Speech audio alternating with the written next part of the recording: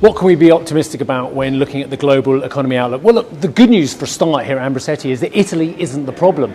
Italy actually has a stable government at the moment and isn't at the epicenter of a lot of the concerns in Europe. And the fact is we've had many problems, polycrises, and yet actually the response from policymakers, from central banks, has been swift and in many cases overwhelming. Look at the energy crisis, for instance, the dog that didn't bite in the winter, because we learned about conservation, we learned about alternative sources, albeit we had a milder winter as well. So that went pretty well.